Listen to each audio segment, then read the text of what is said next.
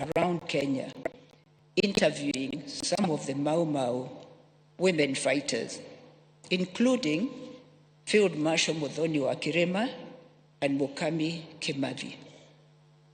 She was convinced that the post-colonial era was erasing the contributions of women. History, she argued, was incomplete and inaccurate if it erased the narratives of women in the liberation struggle. She also, at the time of passing, we know that she was writing a book for this lady, Field Marshal Muthoni wa Kirema. In 1978, Micere was elected as the first female dean of the Faculty of Arts and Social Sciences at the University of Nairobi. That same year, President Jomo Kenyatta died and was succeeded by his vice president then, Daniel Arap Moi. Now, the new government quickly turned a nightmare for her. Micere and several other of her colleagues, as well as those involved in students' politics, were in big trouble. She became a target of constant harassment as the increasingly oppressive policies of the regime disrupted teaching at the University of Nairobi. Due to previous detentions and torture, Micere managed to escape the country with her two young daughters, Mobi, 7 years old, and the Jerry, 5 years old, to begin an order's life in exile. Life in exile began in Canton, New York, where Micere taught at the St. Lawrence University. But even at that time, she involved herself in community activities. She taught creative writing courses and Kiswahili in one of the maximum security prisons. She always had in her mind that she wanted to travel around the United States, speaking and raising awareness to multiple audiences, including the United States Congress. At the school where Mombi and Jerry were, they were the only black children. They became targets for bullying and racist attacks.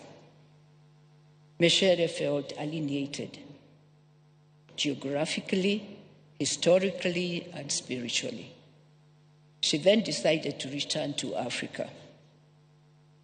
She applied and was offered a position as chair and professor of English at the University of Zambia. But soon after, she was denied entry.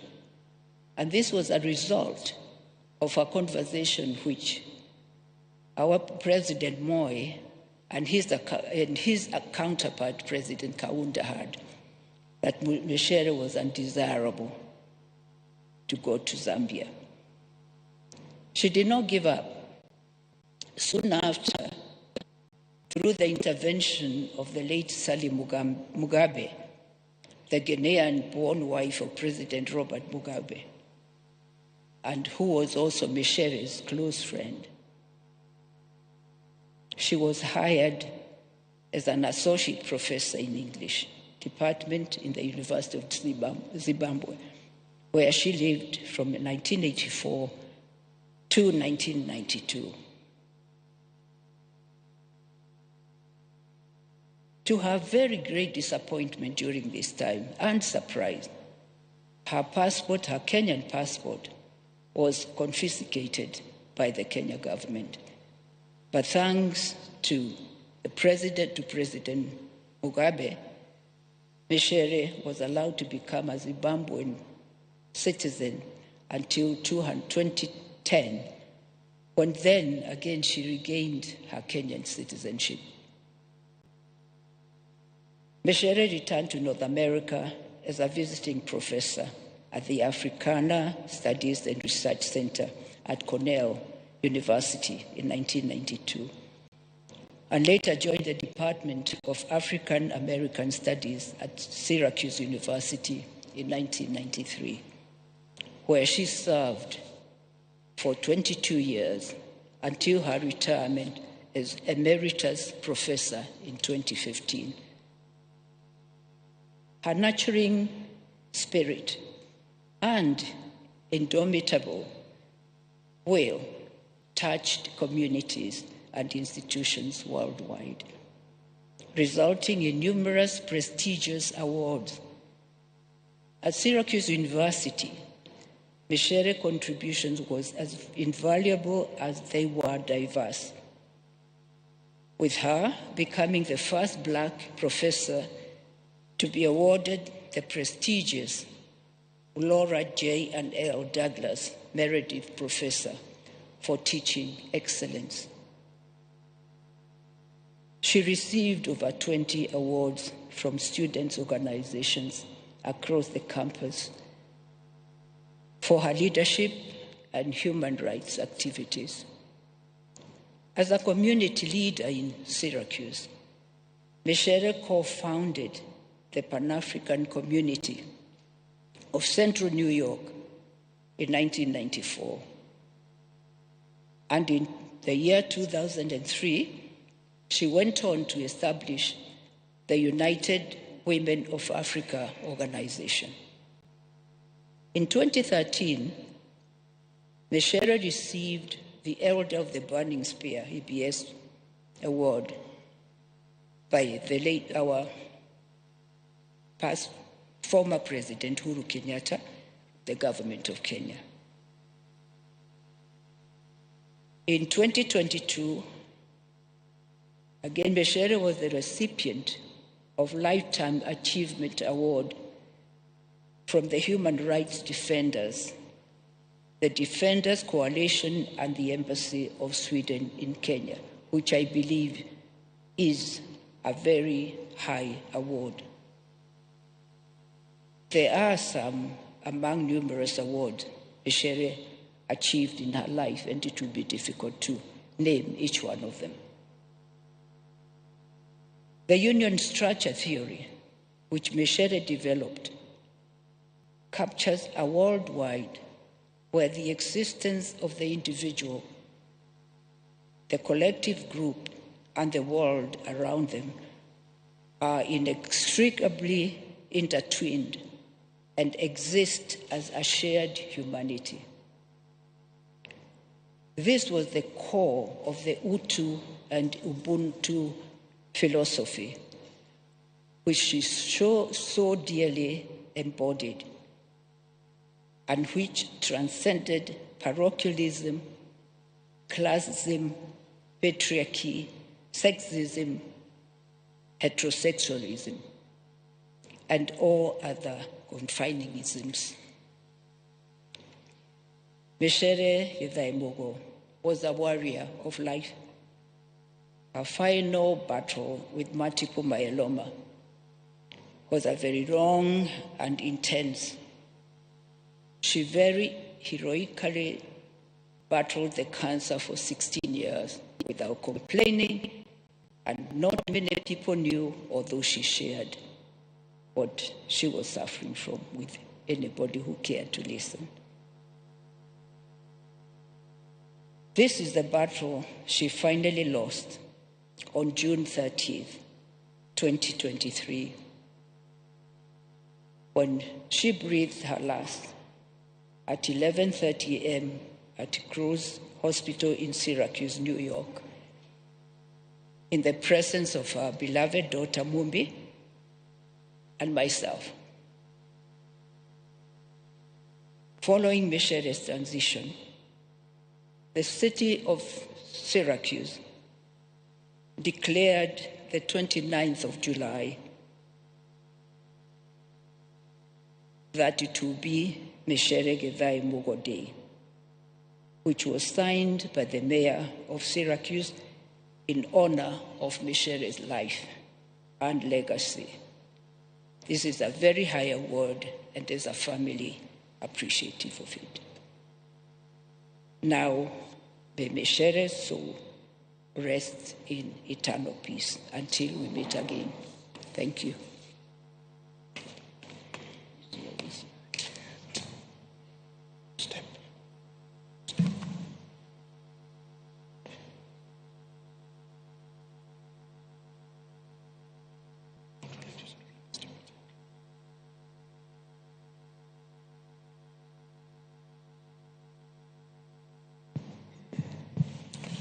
Thank you. That's Dr. Eunice Kireini, who is Professor Micere's big sister. Thank you. We welcome now the brother, Michael Mutugi Gidai, to please come. Michael, come. And as Michael comes,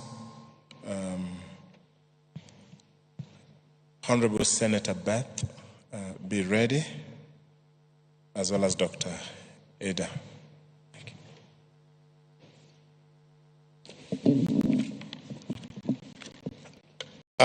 Thank you very much. I am Michael Gidai, and Jesus is my personal savior. Kwetu ni Baricho in Kirinyaga, in a place called Kareria.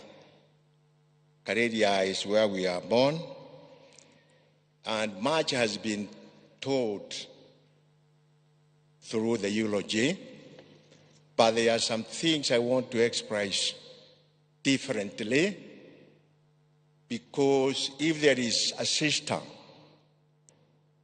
we, in our place, in actual fact, the family of Gidai, there is no way you can know this is a real sister, this is a cousin, this is who.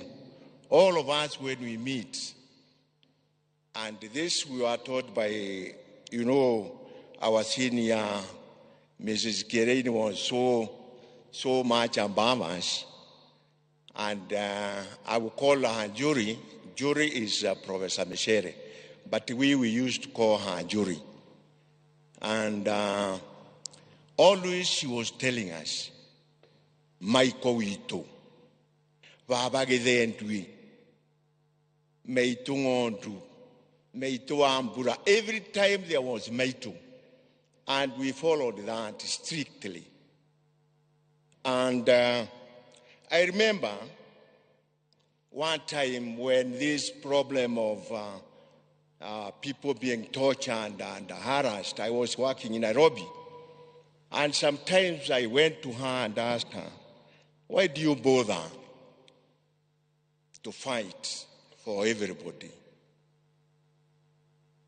Then she told me, Maiko Ito, Kehotono Ginyajaririye. And my stand is people are being harassed. And now I thought, now because she has done that and she is older than me, I took it that way. And our jury, loved her relatives. And they had no boundaries in the family. She had a special relationship with each of us. Even in our holidays, she demonstrated the philosophy of Utu and Ubuntu.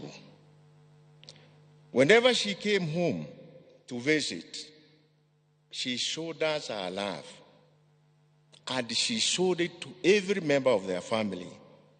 If you see the first pictures, the first photos in that eulogy, the one who is last on your right, that is me, my wife, Mrs. Micere, and Mombi.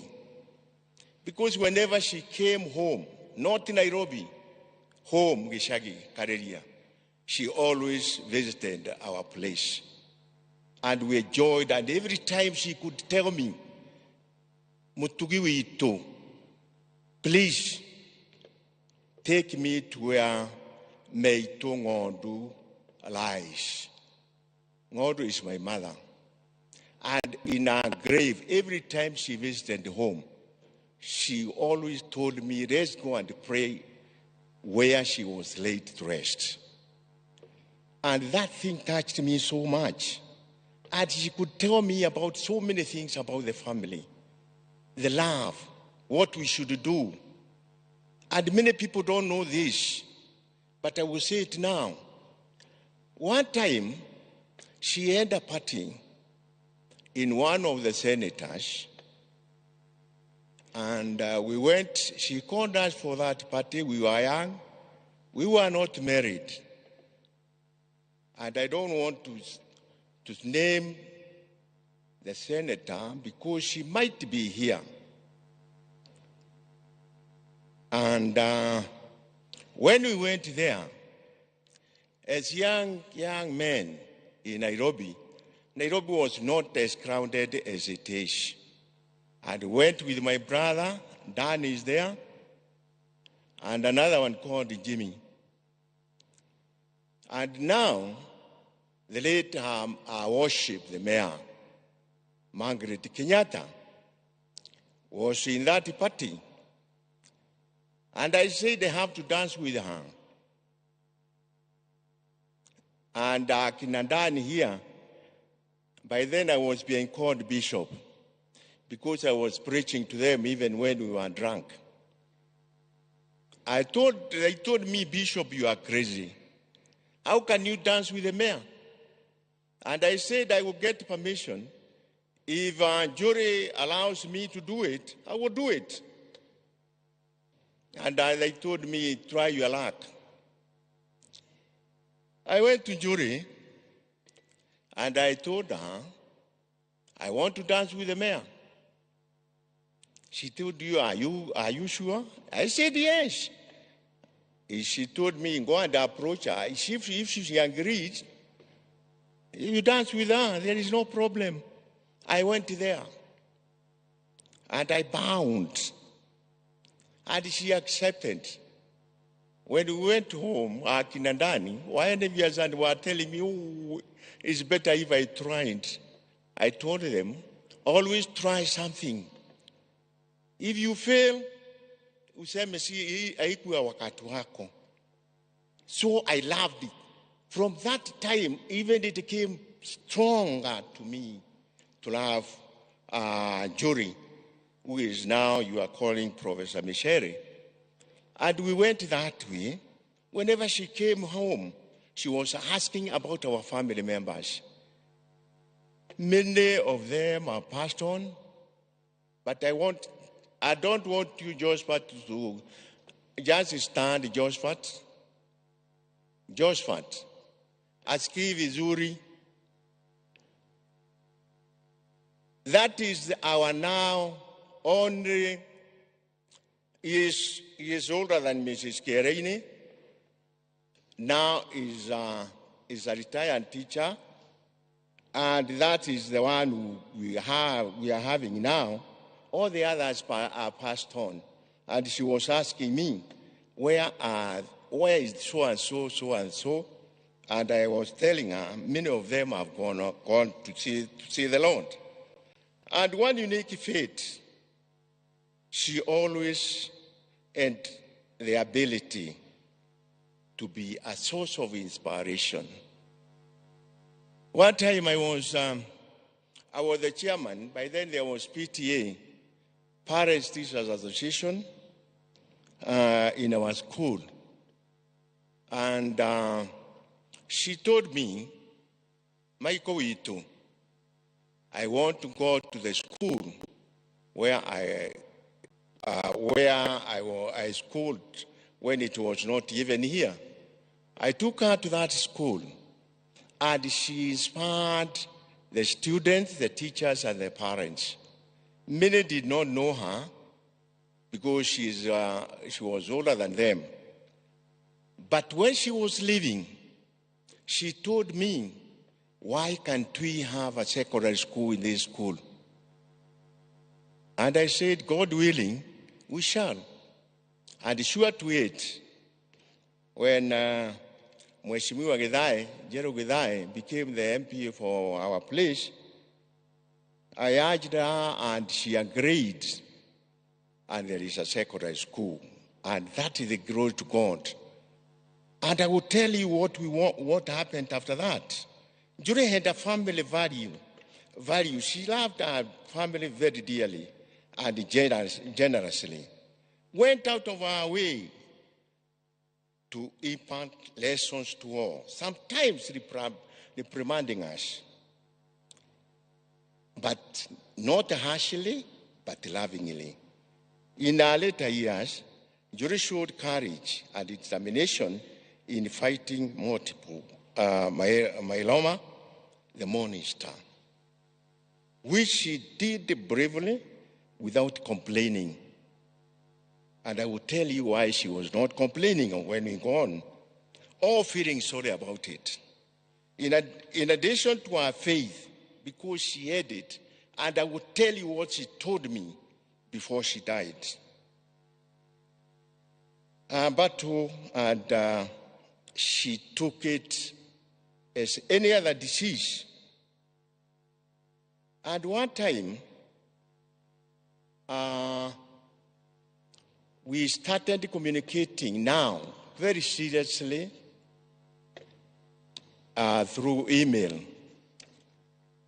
And I want to say one thing. She told me what I'm going to tell you now in this email is very confidential. And it is not for the eyes of any other person except you. Then I thought, what is this jury is going to tell me? In actual fact, first, just to read something very small about it, and it is written in red. It is written confidential in red. I opened the meaning.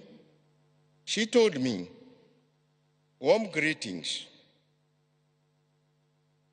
On a day when the sky is dark and there is drizzling rain, I hope that all is well with my sister Jane. My wife is called Jane, but she is overseas. I didn't come with her. And she told me, and my sister Jane, and your entire family, it is good that we have connected. And I thank you for reaching out. Then all the details down there, they are for my eyes, not for everybody. And I will keep them to my eyes. Even if the world coin is coming, I will never release it. Then she wrote me another letter through an email. As indicated in my text to you earlier on, I was going to the cancer clinic for my weekly chemo treatment. My platelets are rather low, but thank God they were not too low for the treatment to be cancelled. I have just returned home, and before going to bed, I want to quickly send you information on the query I had for you. Then first I stopped and said, which is this query she has told me?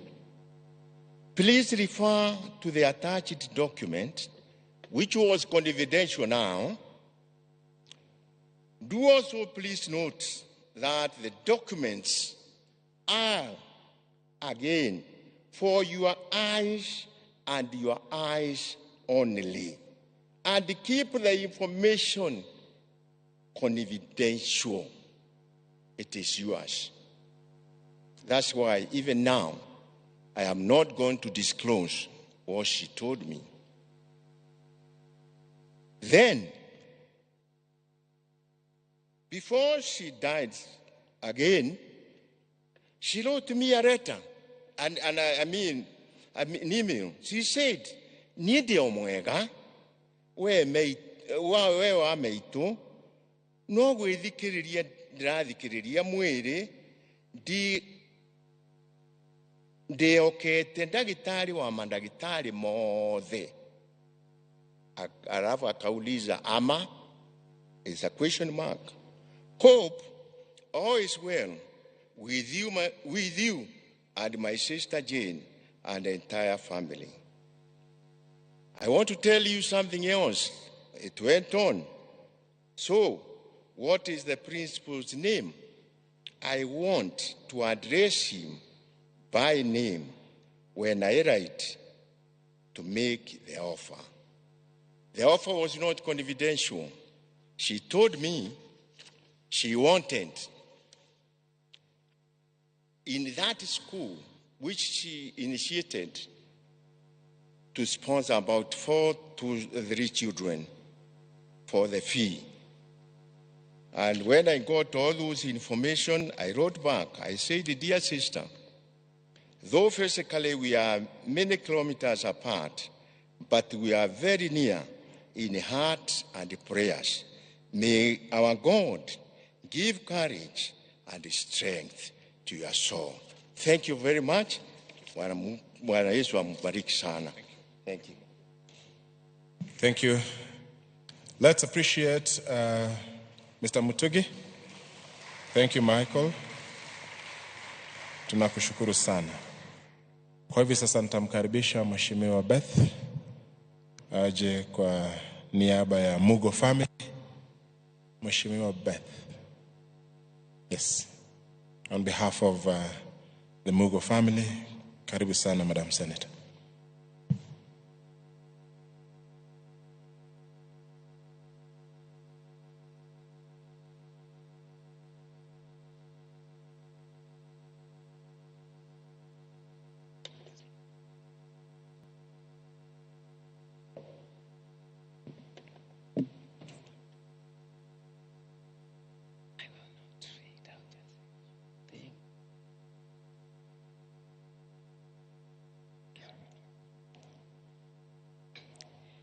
Thank you, the clergy, Mobi, my daughter,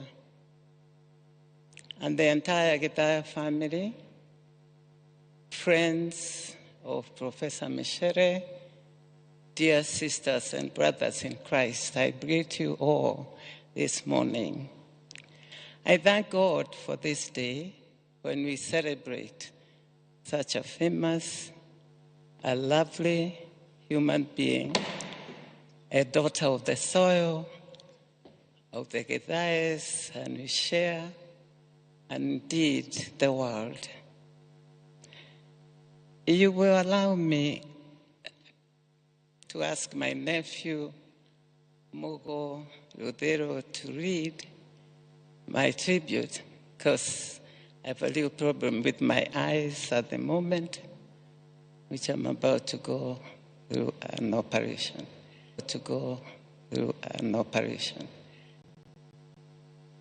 Mugo is the son of our eldest, my father and mother-in-law, eldest child, Murugi.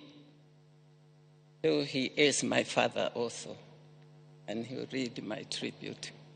Thank you. Can you help me get down? Yeah.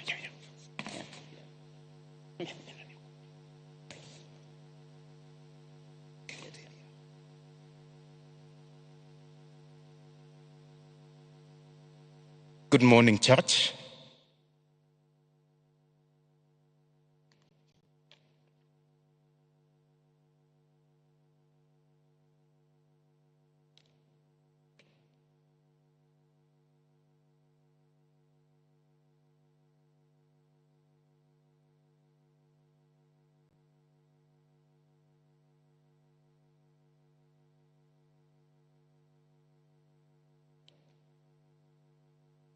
In firm memory of the late Professor Micere Githai Mugo, kananyina wa Mumbi,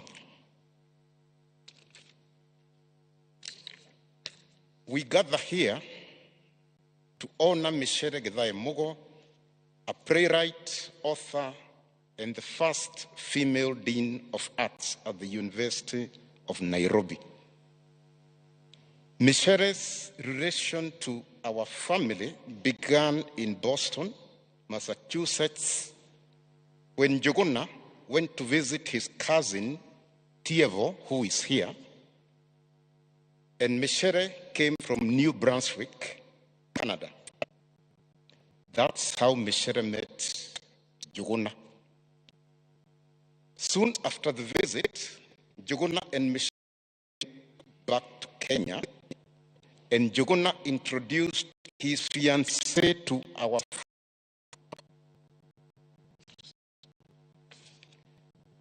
The process of the usual procedural exchange with in-laws as per Gikuyu traditions were carried out. We found Micere to be a very warm person, down to earth, and easy to bond with. Thereafter, in 1971, their wedding ceremony took place at this church where we are gathered. And my late husband, Ambassador Nicholas Mugo, and I hosted a reception at our home. The Mugo family is privileged to have had Micere as a member of our family. We recognize Micere's overwhelming concern for the Mugos, not just by thought, but by action. I remember one incident when my late husband was undergoing medical treatment in Philadelphia, when Micere and Mombi took time and drove all the way from Syracuse to visit us in Philadelphia. This encouraged my husband in his recovery. In addition, Micere would join our family in our yearly reunion celebrations whenever possible. And when she happened to be in Kenya, she would always inquire by telephone and email about members of the family, starting with the eldest to the lastborn. And I quote, "How is Murugi and her family, Dan and his family, Rahab and her family, Wadivia and her family, and Kamau's family?" As for the ambassador's family, he is in constant touch with me, so I know. She would say. Such was her concern to the Mugo family and the wider Muratha family. We also acknowledge how Micere managed to single-handedly bring up Mobi and Jerry in a disciplined manner following their departure from Kenya for exile in Zimbabwe. I'm sure that is what has made Mobi the person she is today and what Jerikoi Mugo was. In spite of the distance occasioned by Micere's exile status, the Mugo and the Githai families have maintained the bond and exchanged reciprocal visits to Barisho and Nairobi homes. Indeed, Micere's brother, Dan Mutugi, whom I can see, and the late Dr. Mugo maintained a brotherly relationship and would make visits to Dr. Mugo's mother-in-law in Varisho. We take this opportunity to acknowledge the many tributes that we have received in Micere's honor from friends, relatives, and in-laws, which unfortunately we could not incorporate in this tribute. Wangui Ngengi says, Aluta continua, she is here, and Drutakevadi will miss your praise. Mobi, we love you dearly, and we will always be there for you. You are named after the Mugo matriarch, our mother. Fare thee well, my beloved sister, and Moiru, Micere Mugo, until we meet again, and pray that our loving Father grant you eternal rest. Thank you very much, and may God bless you. Signed, Senator Dr. Beth Mugo, CBS EGH MP. Thanks.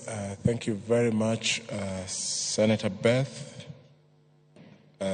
for that tribute. We welcome now Dr. Ida Gachuhia. Dr. Ida, please come.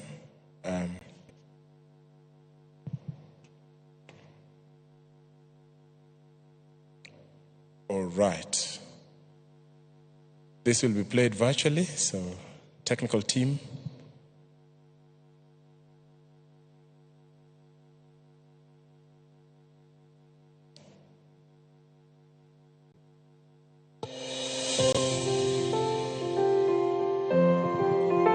I truly appreciate this privilege to offer my personal tribute to my dearest friend, teacher, mentor, shujaa, mwalimu Micere Mugo. You were and will always remain my mwalimu, Mama Mombi and Jerry, my friend, a family friend, to all who were privileged to know and interact with you personally, especially in your teaching and writing.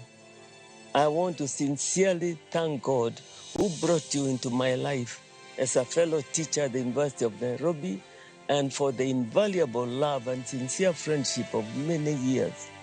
Mwalimu, as my personal advisor, you found me stuck in my research on East African literature.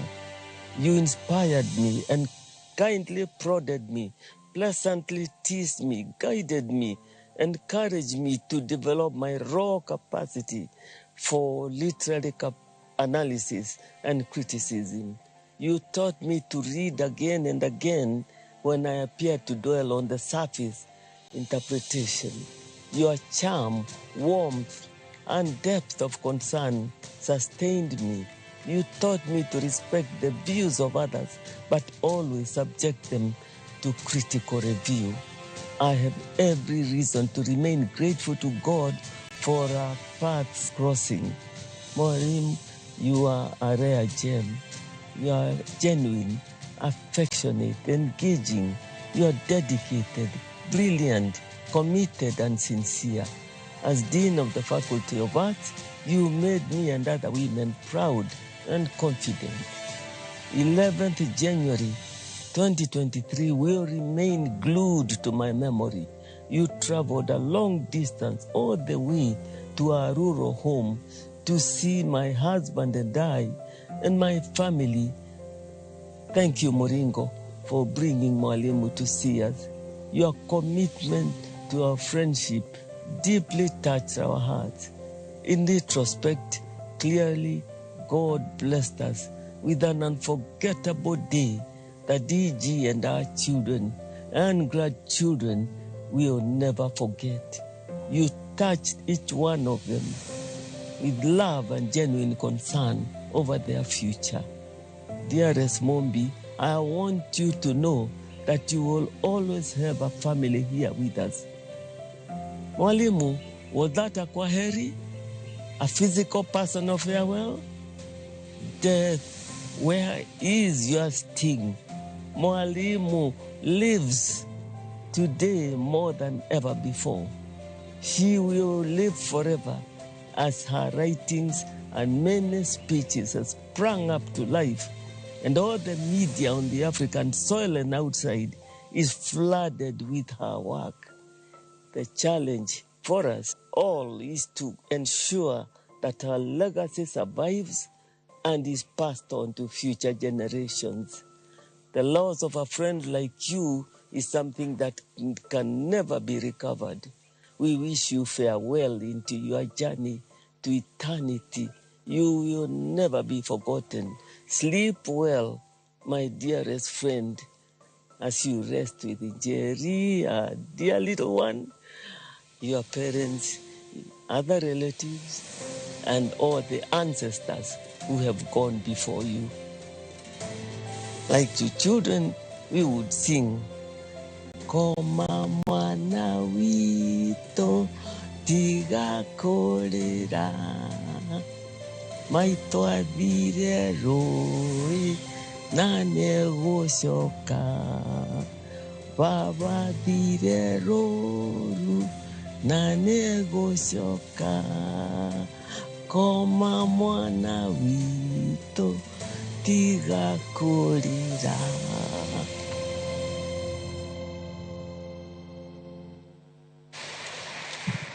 Thank you. Thank you, Daktari. Thanks to technology. We now welcome our Senior Counsel, Honorable Paul Muite. Karibu, Senior Counsel.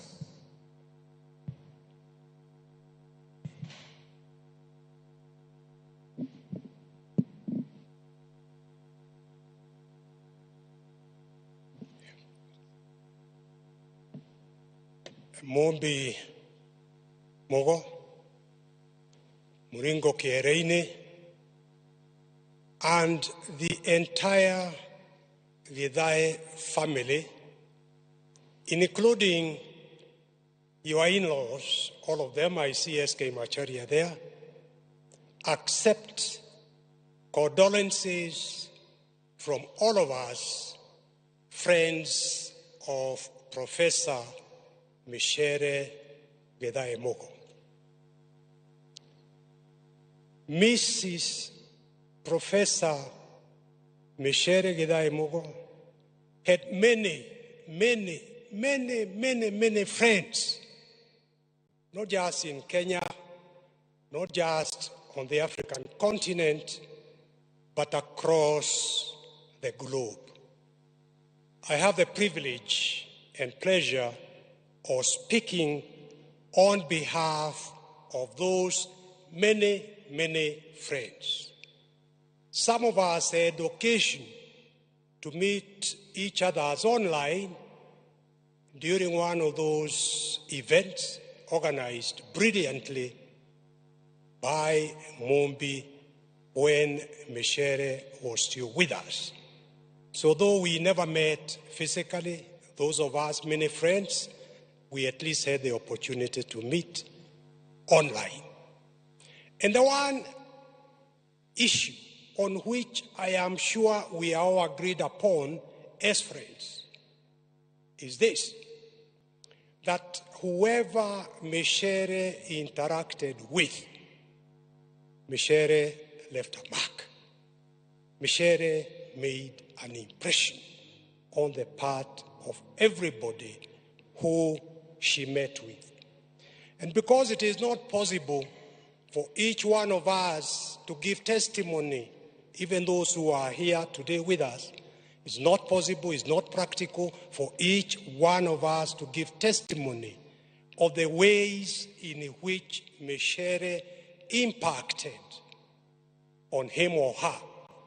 We've just had my old teacher in high school, Mrs. Gachukia, who was also taught by Micere, how Mrs. Gachukia was impacted by Micere. Mrs. Micere impacted on each person that she interacted with. So because it's not possible, permit me to mention 3 issues in respect of which Micere impacted on me as an individual, as an example of how she impacted on people. The first one was Micere's compassion. Micere was compassionate in the extreme. When Micere met you, no matter what challenges she may have been facing in her personal life, that was not an issue to her. Micere wanted to know how your family was, how they were, how you were. She was concerned about you, not about her. That's what she should talk about. That impacted on me. That compassion impacted on me. The second issue I'd like to mention, and I trust that when history of this country gets written correctly and accurately, this issue will be captured. At the University of Nairobi, Micere with other intellectuals there, they are the ones who gave birth to the concept, to the idea that leaders must be held accountable by those who elected them. That the public, the wananchi, have got a right to demand good governance, to demand that leadership focuses on the well-being of the people who elected the leaders, medical, jobs, the economy, what have you.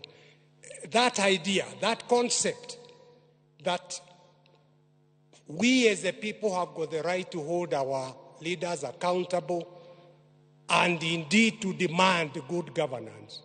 The birth of that idea, that concept of that idea was actually born at the University of Nairobi. So the journey to the 2010 Constitution started way back with Micere Mugo and others at the University of Nairobi.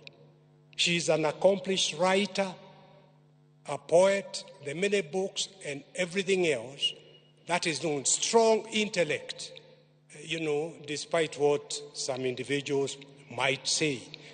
Strong intellect, there's no question about it, and we had it from her when it was being read by Muringo Kireini. But I speak now about the concern for constitutionalism, that concept. That is what I pray that when history gets written, that gets captured. The final one that impacted on me is Micere's sense of humor. No matter what, Micere would always find a joke out of it. She was warm.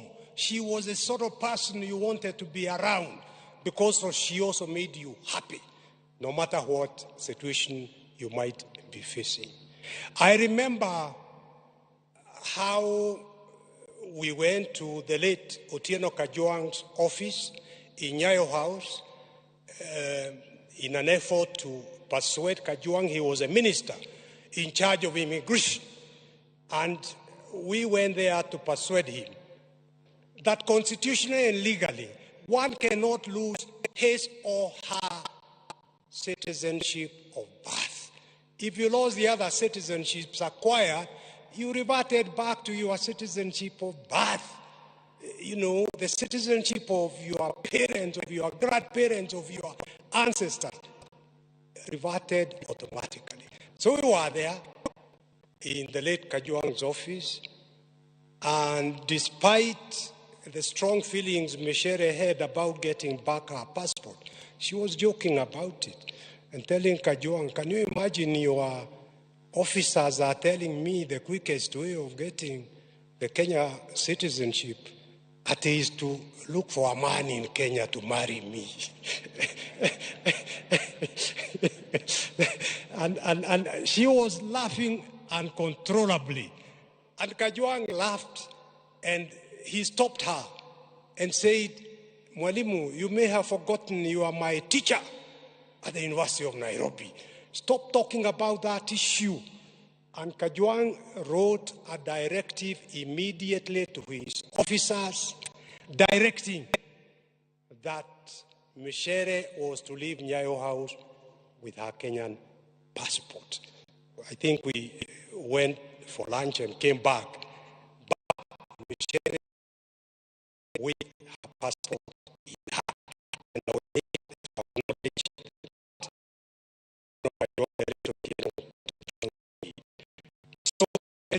made me aware to Micere that I remember the good things. I was agreeing more with Rachukia. Micere continues to lead. Her work continues to guide us. She continues to live with us. I pray that the mighty will grant it that rest in peace. He has now God bless.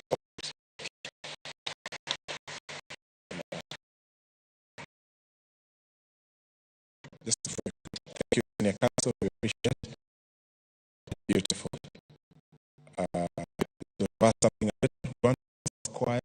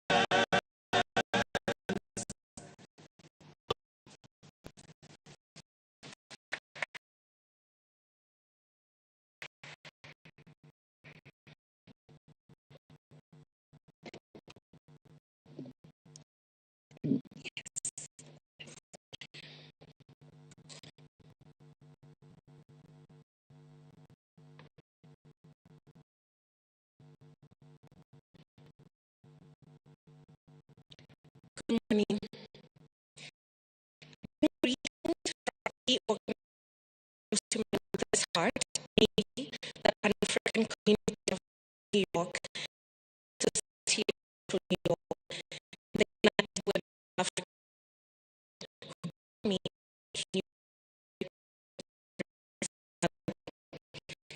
understand the goal I held my mother of 3 times and took her.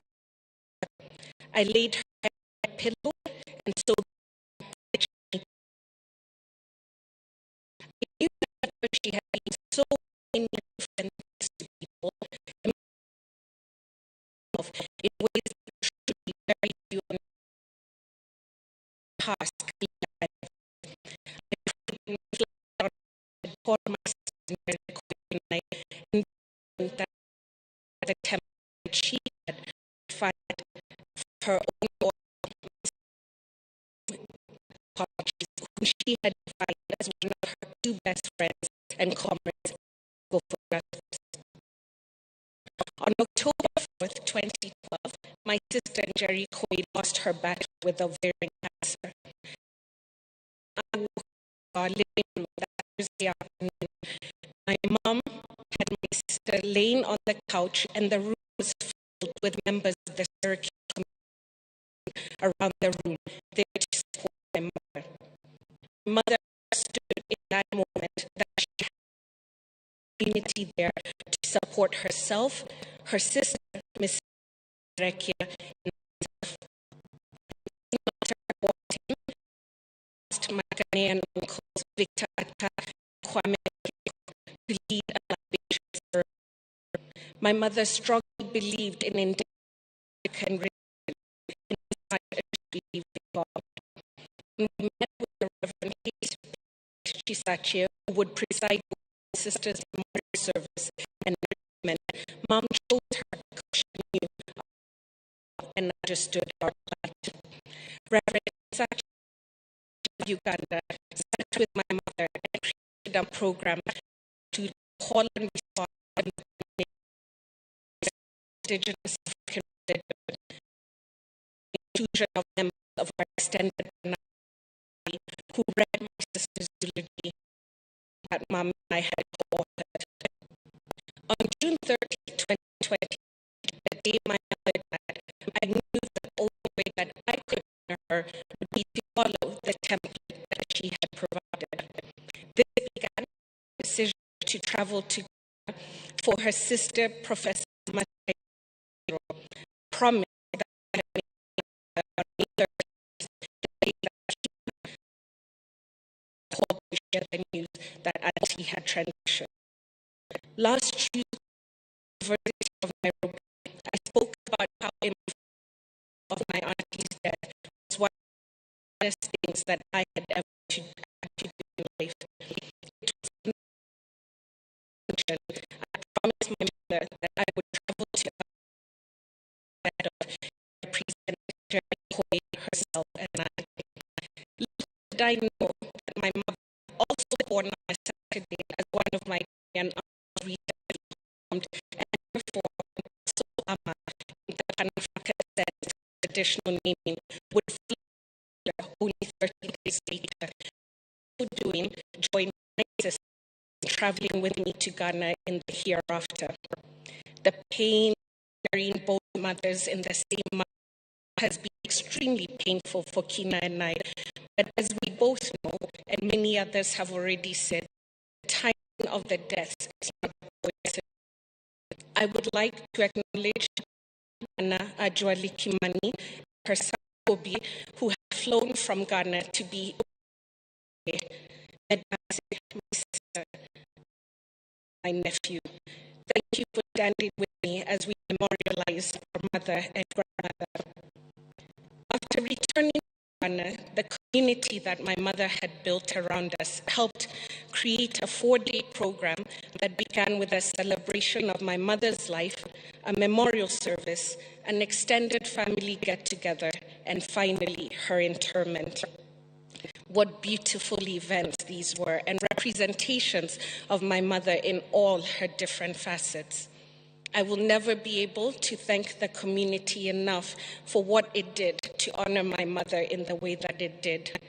Thank you too to Kenyan civil society, and especially the Micere Mugo Kenya Solidarity Group for its continued love and honoring of my mother over the last 7 weeks and beyond. Being among you has reminded me of what my mother stood for, and I will continue to work with you to keep her legacy alive. As I conclude, I would like to recognize my mother's elder sister, Dr. Moringo Kirene, who spoke before me and who was with us when my mother passed on. I would like to thank my auntie for the sacrifice she made to travel twice to Syracuse within days. Firstly, to be with her sister, and the second time to inter her. I am keenly aware that I stand here today only as a guest, and as such would like to thank everyone who has supported my aunt in planning this memorial service for my mother. Thank you to all family, friends, loved ones. Deepest gratitude to Provost Omolo, Canon Francis, and all the clergy at All Saints.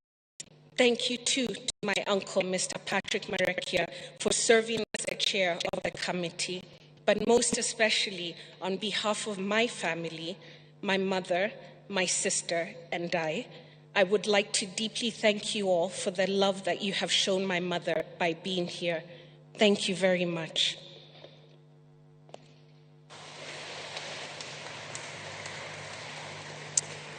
Amen, amen. One more time, let's celebrate Mumbi.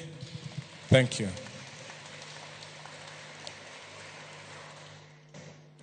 And thank you. We'll now ask Jerry and Mr. Theory to bring us the readings, please.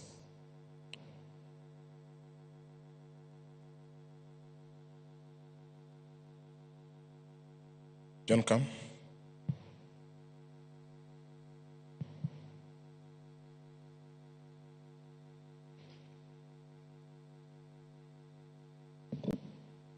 Thank you.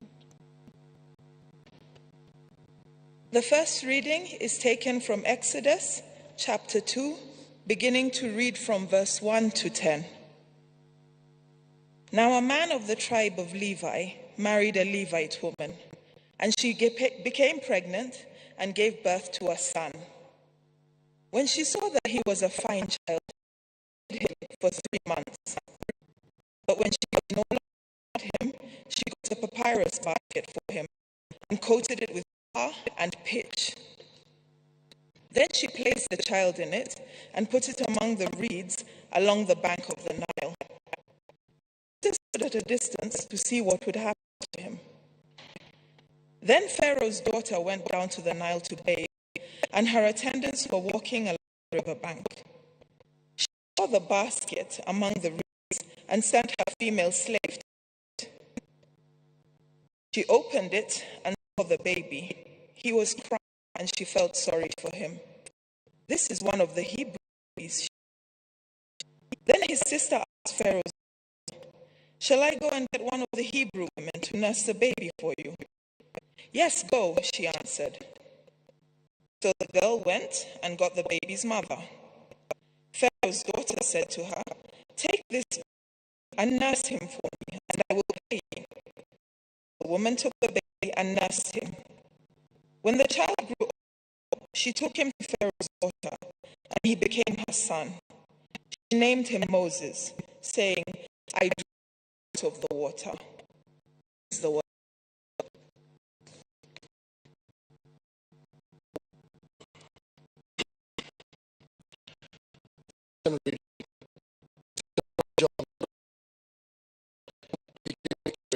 From verse 13 to 7. On his arrival, Jesus and Lazarus had already been of 4 days. Now Bethany was less than 2 miles from Jerusalem. Martha and Mary come in the last day. When Martha heard that Jesus was coming, she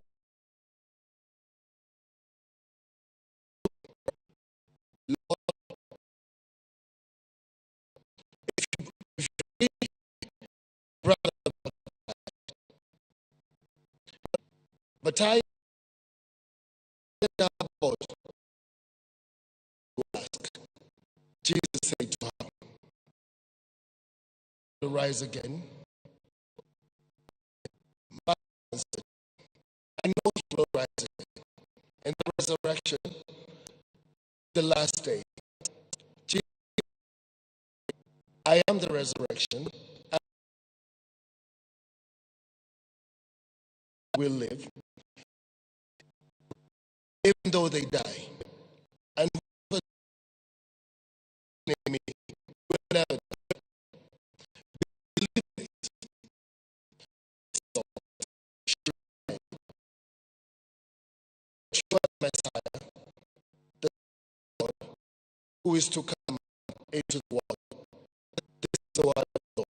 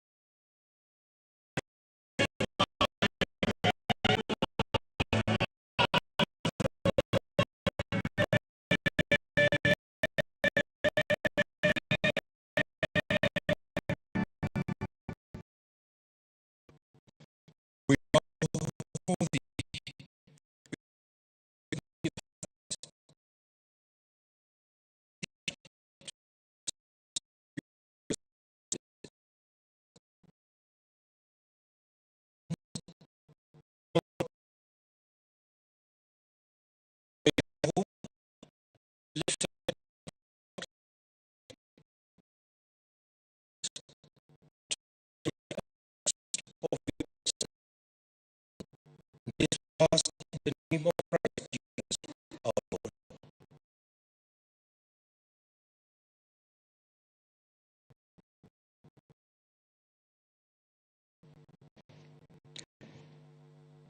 In my view, I've not found one so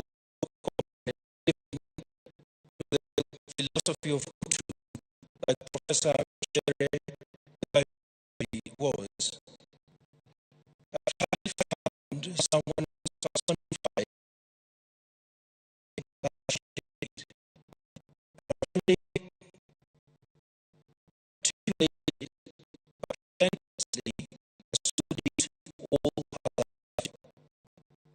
though she thought that she was a loser, she not always a she which with us is also lost her to death. The irony is this, that she removed what is to us. She lived in her memories.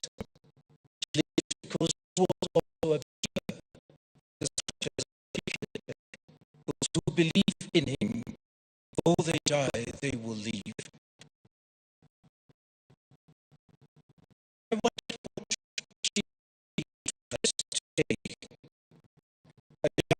She does speak, yes, with a forked tongue. She speaks to us and all words of prideful. Many who loved her, many whom she embraced, and many whose lives she lived.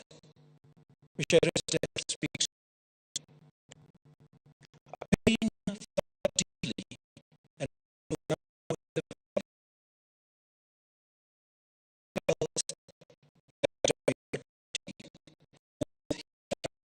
and the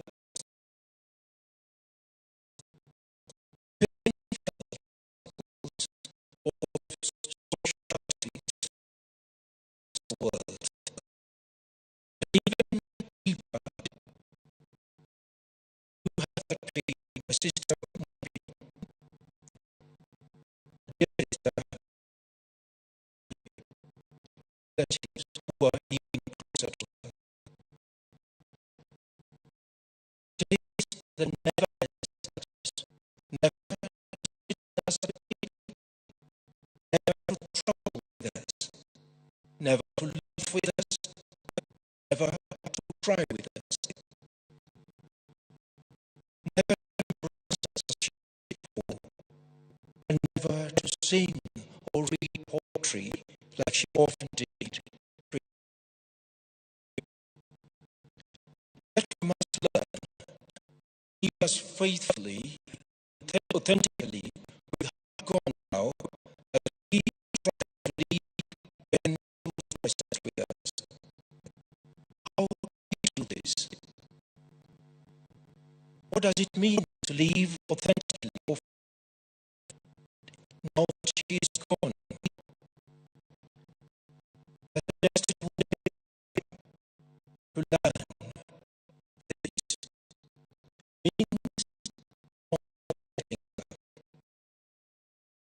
means speaking her. It means reading her poetry and adapting. This is remembrance and remembrance her. It will us remembrance and not let it slide away around us. See clothes, food, garden, letters, how the words, and also how hygiene. We therefore must resist and live up also the ideal of who. This is remembrance. From read us on Exodus 30,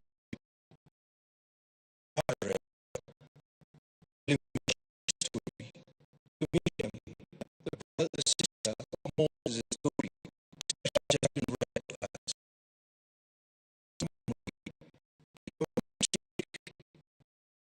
In a feminist with you from a feministic.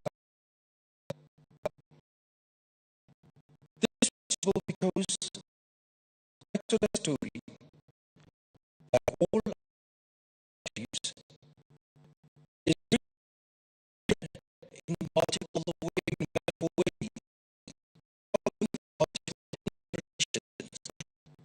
so helps fundamentalists recognizing the text of the Bible, helps us to avoid the impulse of a single word and follow one direction. We ought to be conscious of the other. I was amazed this to be what my sister, Professor Micere, also stood for. The Hebrew Bible and feminist scholar Phyllis Tribble traces the life of Miriam's prophetic tradition of faithful resistance against the empire to the contest against Pharaoh and his power, patriarchy, privilege, and all oppression that were in Egypt. Through Miriam, we see God of the Exodus beginning his act of liberation with the women,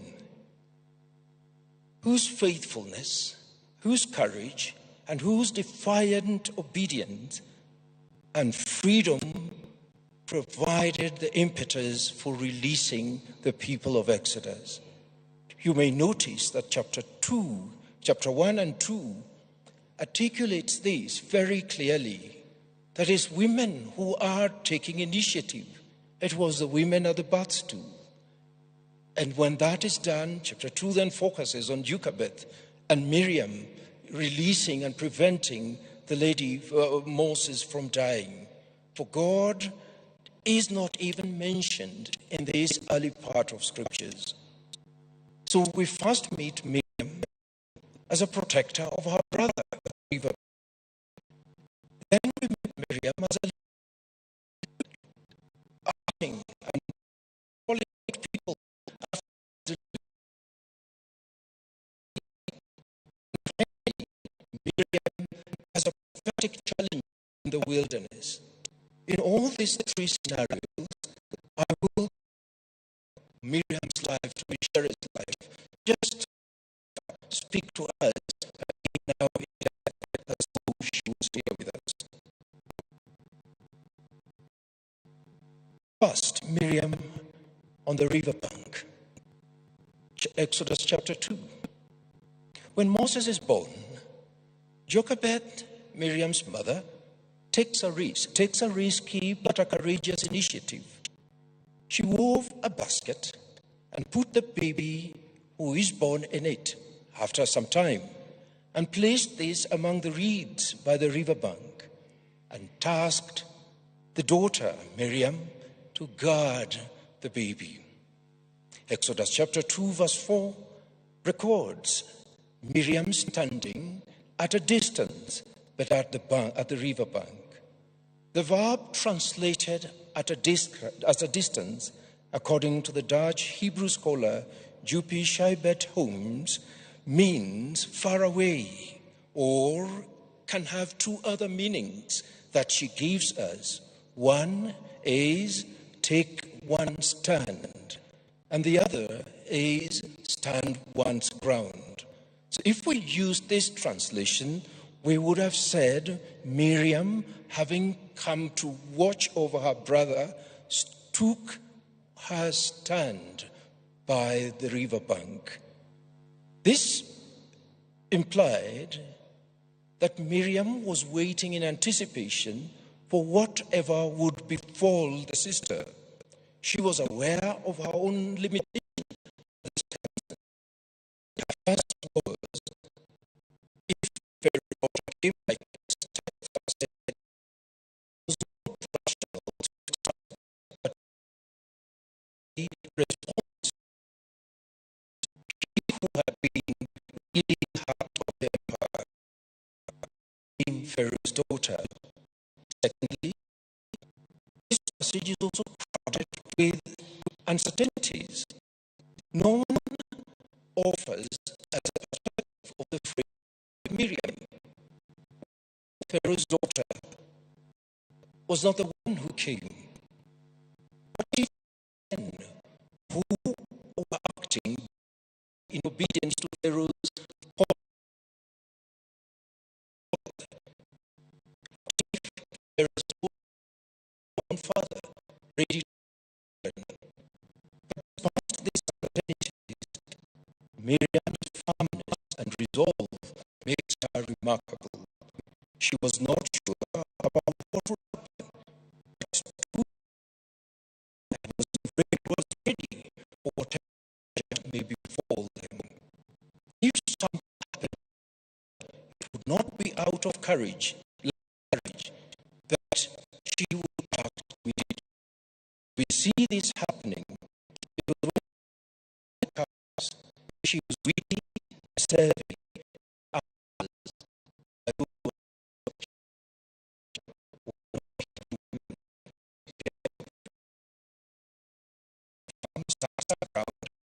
This prophetic that was first began by Shipra and Pur and now became courage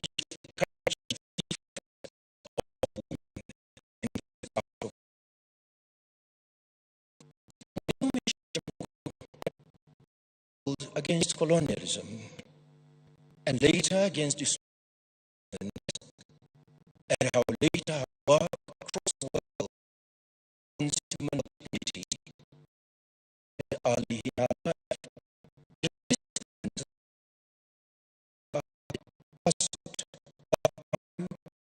Found very fascinating.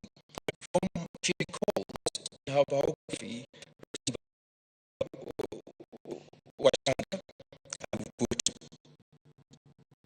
one Saturday afternoon, called from my dormitory that I had family and go out to meet them. I was elated to find out that it was my mother, Grace, and her younger sister, Joyce, who was a teacher at Rapar. But the baby faces cut my excitement.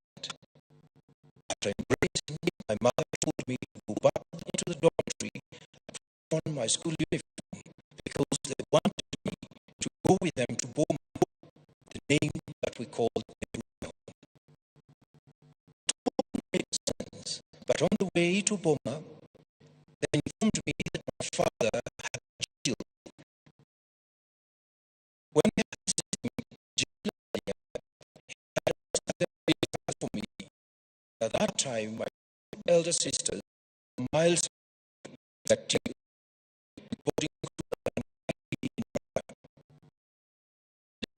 my father had been accused of dealing with and assisting my refusal to torture villagers and their families to force them to confess their linkage to fighters.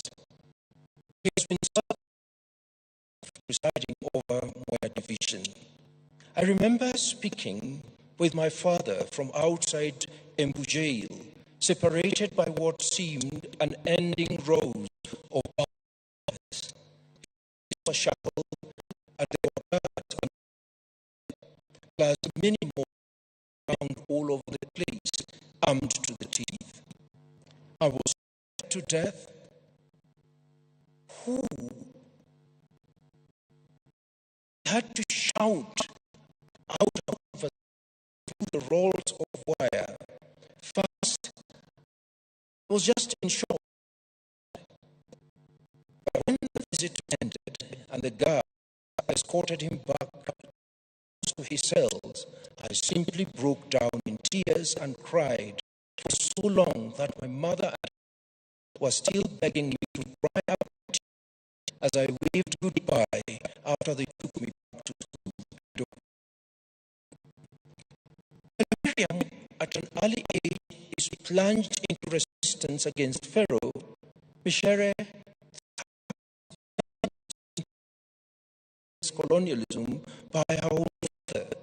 Why would a father invite a child, she was 12 at that time, a 12-year-old child to come and see him in prison?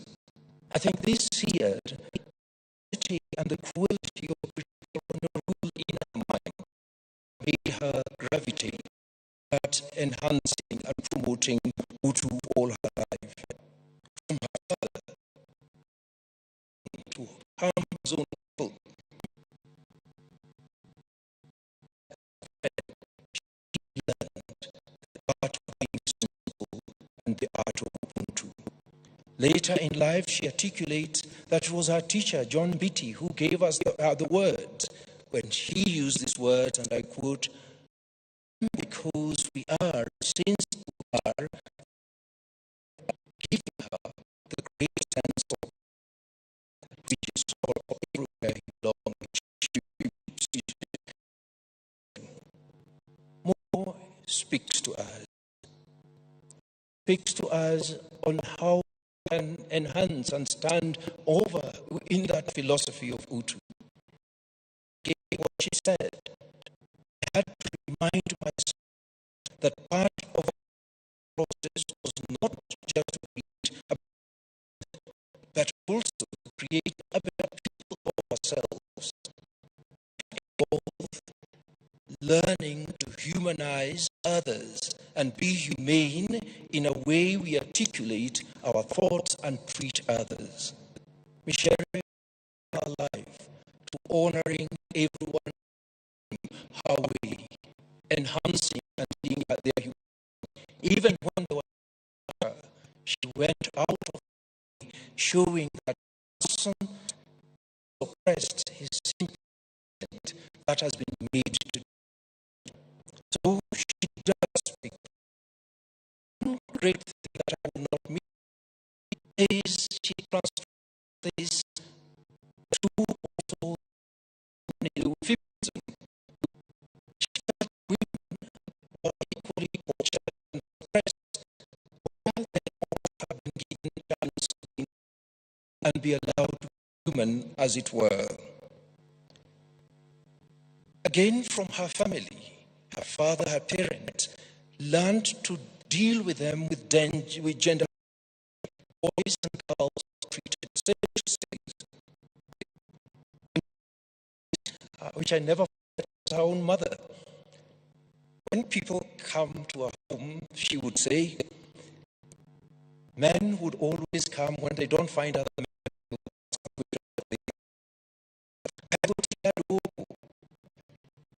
Then would always respond,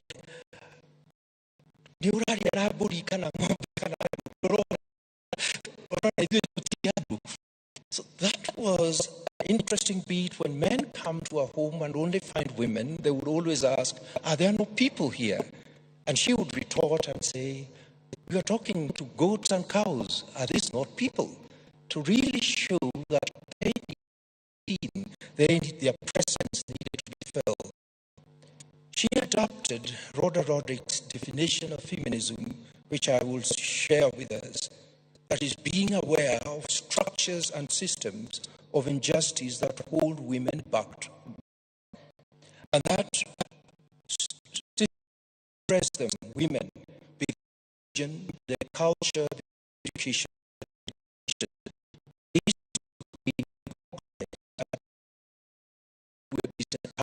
from them. But feminism is not to justify them, but to fight those systems until all women are free. So she says, to be a feminist for me is to be a mother of my daughters, is to be a daughter of my mother, is to be more than a survivor. It is to be a creator. It is a woman. Nothing equally than her poem. I imagine. She always would say, I imagine. I imagine. I imagine. She would say, you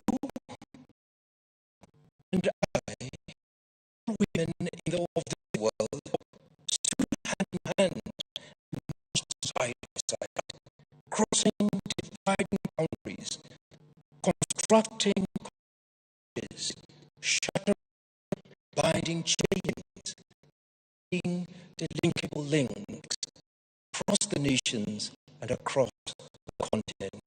Unquote. God speaks to us. We, as human brothers, and join in this undergirding philosophy of.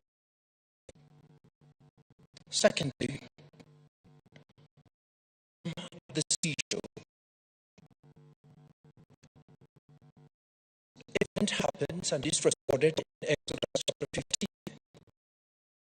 This is after the people of Israel the sea, dry land, have left the enemies of Egypt, drowned, dead, ashore, and they defeated. Moses sprang up and began singing his song of praise to God, how God is a man of war, how God has given them untold victory. There, Miriam and Peter, in verse 20 and 21, the Bible records Miriam the prophet, the sister of Aaron, in her hand, and all women went out after her with carols and with dance.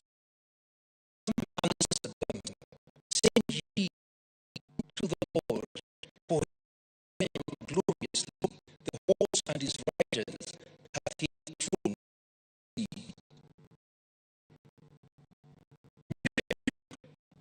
She had stamped her position in the end as the prophet of the people. While Moses acted individually, talking about the victory, Miriam recruits everyone and involves everyone to join and sing the glory of God who has given them victory. Miriam does this as a radical move that people have never seen. There were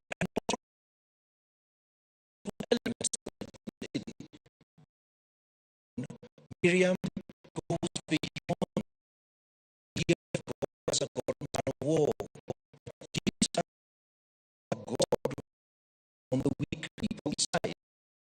We who did not stand a chance to win war with Pharaoh, no, God has been on our side and given the work. That Miriam's tradition, Miriam's word, poem that he had of leaving Egypt. She was also praying and an intellect. The time when people cry and letting themselves from the masses, she picked up the idea of origin that was being rooted in Nairobi University, the centerpiece of her work. Whereas people looked at as the written works that people looked at others, and then African writers as literature, people moved forward things and in African setting and brought them in the academy. This was still exclusive.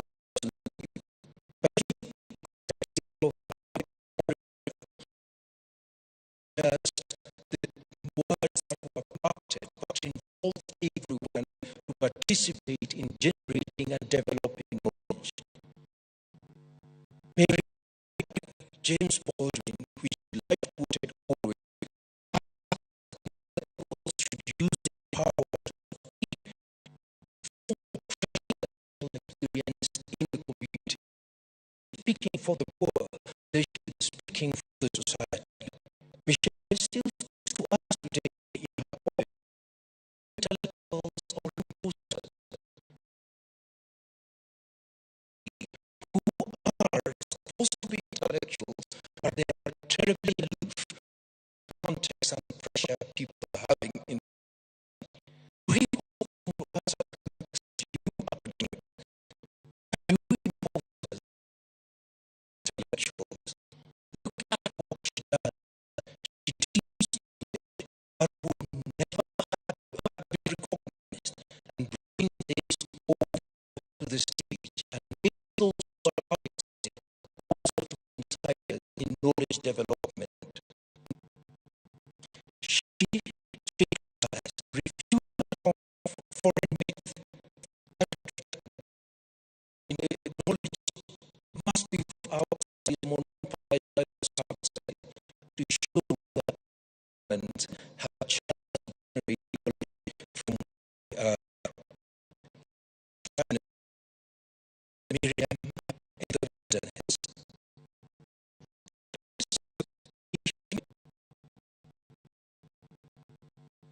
To the people of Israel, the wilderness was not where they were. Place was wild. They were no longer sure of where they were going. Israel rise. We've got to see this in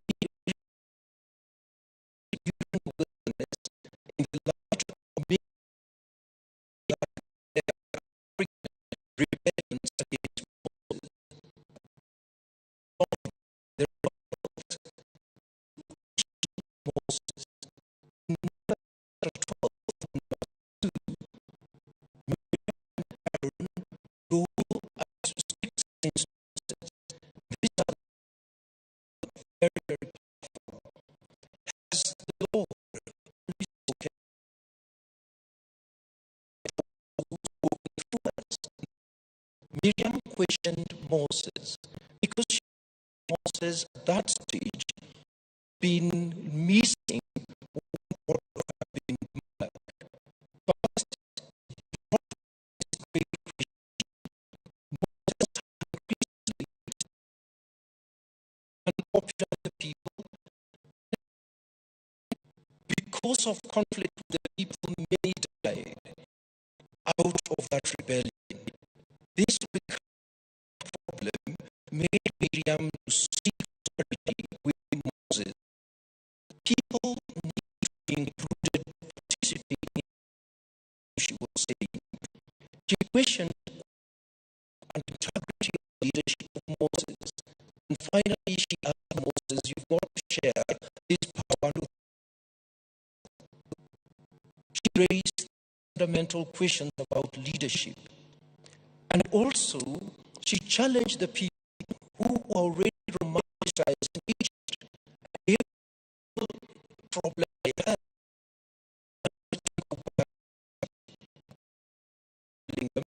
you've got the challenge with the wilderness and leave it because God transformed. Micere, like Miriam, articulated that all the oppressed articulate when they challenge empires, invaders, colonializers, or any of these other people. As the dream of Kenya's prosperous independence was waning, as it was turning into nightmare in the 70s and 80s, very about power. Academics were asked to pick this mantle. And the detentions that followed frightened some or divided them. Micere counts herself to be among the rebels. And one thing that sparked enmity was this play they wrote with Ngugi wa Thiong'o, The Trial of Dedan Kimathi, staged in National Theatre, and everyone then looked. President Moi was not very happy, and his government, and therefore they faced him. They faced them. The question that they raised was fundamental. We all worked for this. Where is our liberty? Where is our independence? By refusing to join with the privileged classes, Micere committed class suicide, as it were. And she recounts one of these days. At one point, I quote, "The government offered me land up there in Arumoro, about 50 acres. I was actually called up to the Minister of Land and Settlements office, then Nicholas Biwott.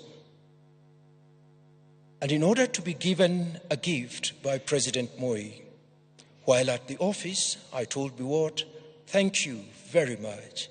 I really appreciate this. But please, can you give this piece of land to some of the landless people, especially for Mau Mau fighters?' The next thing I knew was that I was being called in for questioning at the police station. 'Look,' the interrogators yelled, 'you are offered a piece of land by the president, and you are very rude, and you are now trying to tell him who to give it to. What do you think you are?' During the interrogation, if I did not write what they wanted me to, I remember a number of times they would hold my head and bash it on the table. Many times I would go blank. Later, during hospitalization in London, I was to discover that a minor stroke had been diagnosed with a bashing that I always experienced. But I recovered sufficiently from the ordeal. In choosing to advocate for Utu and the people and to promote the interest of the masses, Micere became dangerous to the state. And for this reason, when the hour came, she was exiled and banished, just like Miriam was outside the camp. She speaks to us, and her words that she addressed the rarer students come to mind today. That if you choose the path of struggle, you must have the courage to build a new home everywhere your path leads you. Do not romanticize home. You must have the courage to make new homes and new routes everywhere you go. Our sister, Madeline Shere Gedai Mugo, was self-correcting. She traveled away from home here, but now she's traveled again away from home to be with Christ Jesus, to whom she was baptized, and she came to strongly believe. She was always looking for God in her life and serving him. The characteristics of things she worked for are seen in the life and calling of God. We've prayed many times together over the last 10 years. We've made this spiritual journey, but the words that touched me most when I heard of them was, "Who am I to say there is no God?" We found a huge convergence in Utu and dignity of man.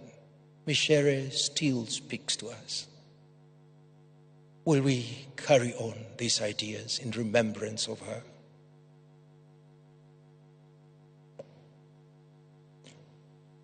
Let us pray.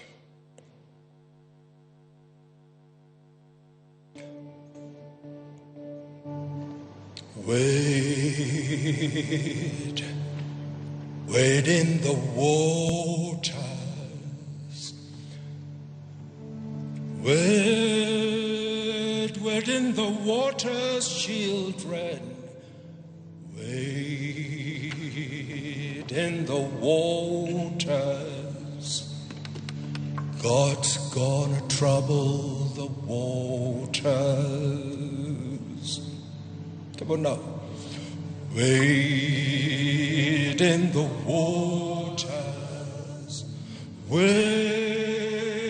in the waters, children, wade in the waters. God's gonna trouble the water. See that band dressed in white. God's gonna trouble the water. They look like Israel's that Moses led. God's gonna trouble the water. So our brothers wade in the water. So wade in the waters, children. Wade in the waters. God's gonna trouble the water. See those children dressed in blue. God's gonna trouble the water. They look like the band that Moses led. God's gonna trouble the water.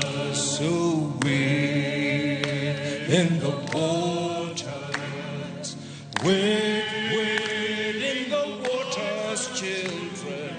Wade in the waters. God's gonna trouble the water. God's gonna trouble the waters. God's gonna trouble the water. Amen. Let's celebrate God as we thank Canon for wonderful preaching. Let's give him a round of applause, please. Thank you, Canon, for that word, deeply steeped in Scripture, but also in the life of Professor Micere. Thank you. As we prepare to get towards the end, we now want to worship God with the gifts that he has given us. So we'll take an offertory. The offertory will be taken with the permission of the family towards the Cathedral Organ Restoration Fund. So this beautiful organ just recently came from the UK after a year of maintenance out in the UK. Costed us so much to restore.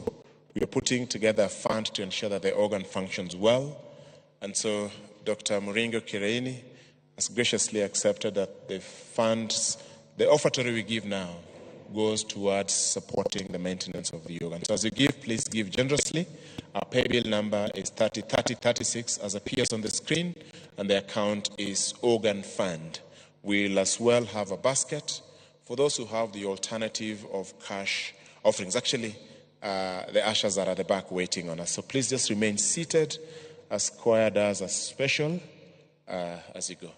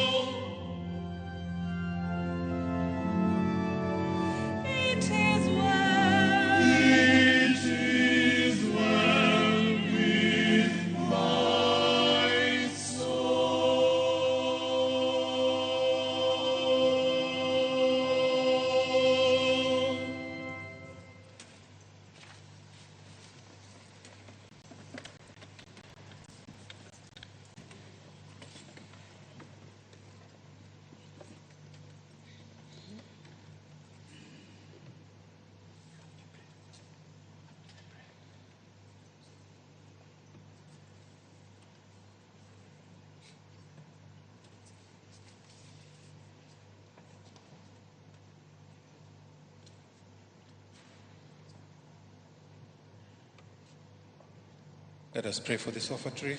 All things come from you, O Lord. Father, we thank you for these gifts that have come from your people. We pray that you bless them as they use for the furtherance of your kingdom, particularly in the restoration of the organ and maintenance of the organ. We pray this through Christ our Lord. Amen.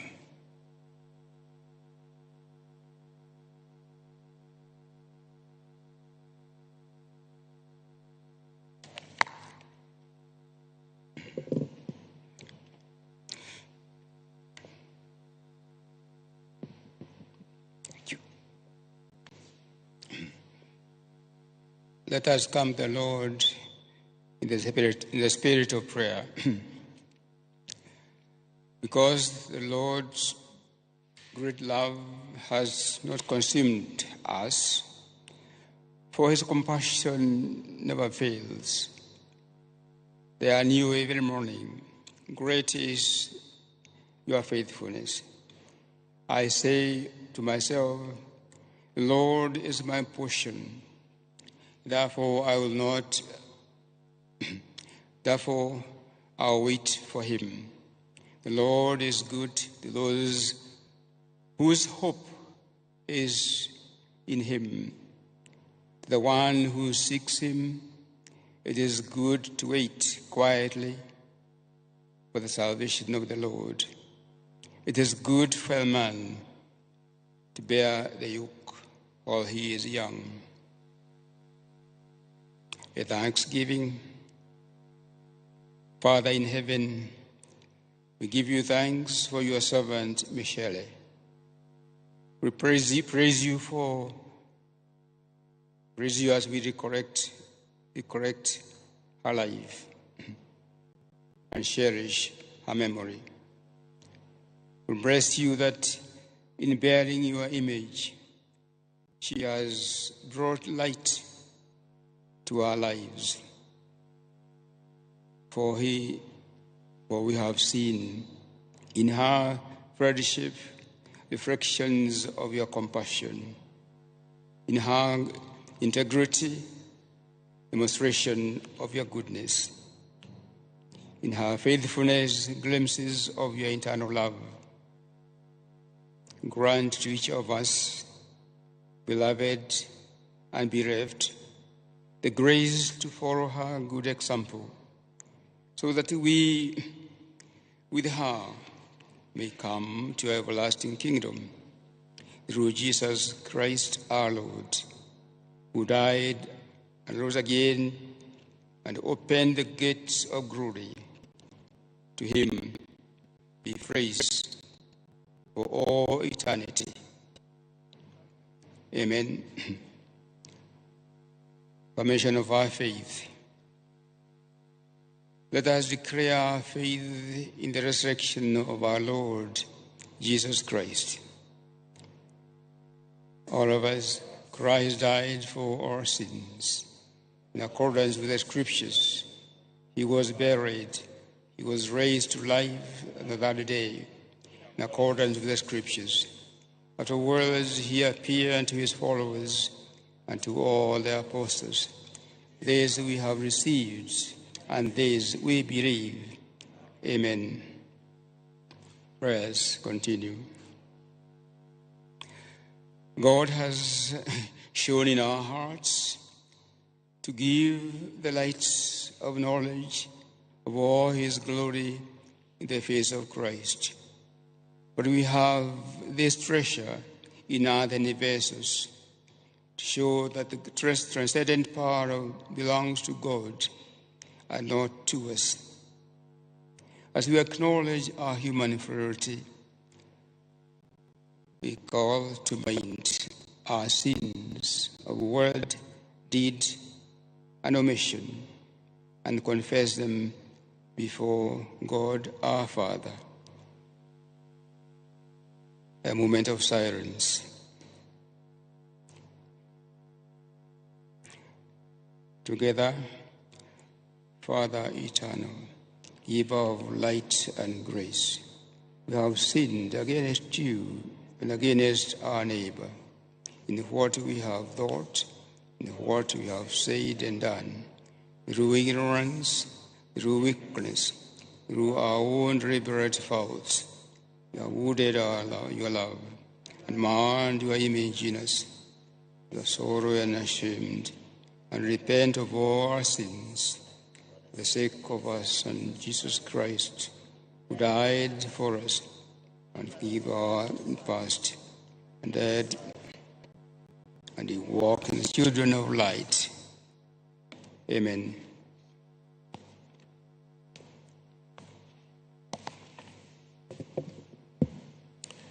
The God and Father of our Lord Jesus Christ rejoices at repentance and declares his acceptance.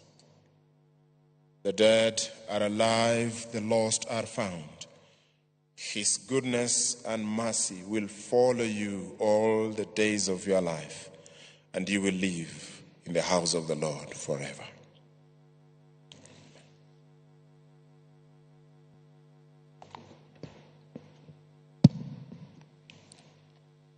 In peace, let us pray to the Lord. You sing the responses. Hear us, risen Lord. We give you thanks and praise, Almighty Father, that you sent your Son to die and raised him from the dead. We praise you in the confidence that you save all your people, living and dead. Lord, hear us. We thank you for Micere, who in baptism was given the pledge of eternal life and is now admitted to the company of the saints. Lord, hear us. We thank you for our sister who shared the bread of life, a foretaste of eternal banquet of heaven. Lord, hear us. We thank you for our relatives and friends and for all who have helped us, who enjoy the reward of their goodness. Lord, hear us. Lord, graciously hear us. We pray that the family and friends of our sister Micere may be consoled in their grief by the Lord, who wept at the death of Lazarus, his friend. Lord, hear us. Lord, graciously hear us. We pray for all of us assembled here to worship in faith, that we may be gathered together again in God's kingdom. Lord, hear us. Lord, graciously hear us. Almighty God, in your great love, you crafted us by your hand and breathed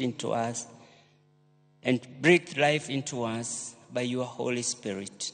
Although we became a rebellious people, you did not abandon us to our sin.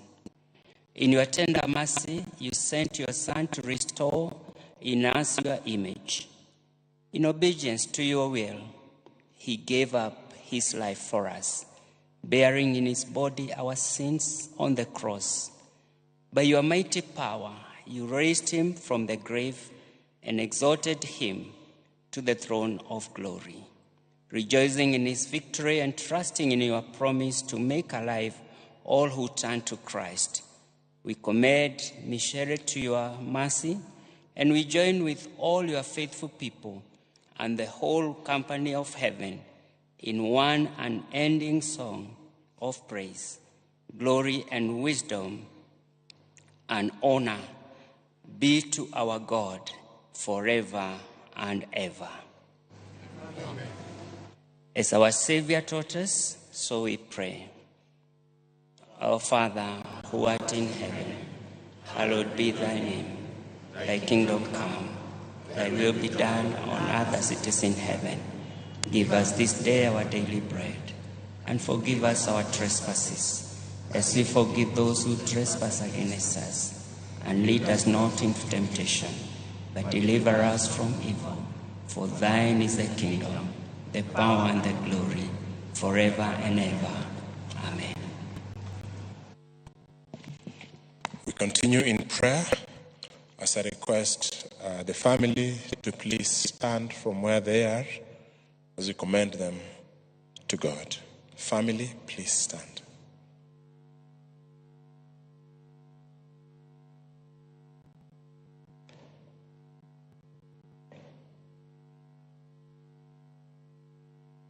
we pray. Loving Father and our God, grateful are we that you have given us an opportunity to be part of the memory and celebration of the life of Micere. The many years you gave her to the family, we join them in expressing our gratitude. And pray that, Father, you grant them the enduring comfort that you alone giveth.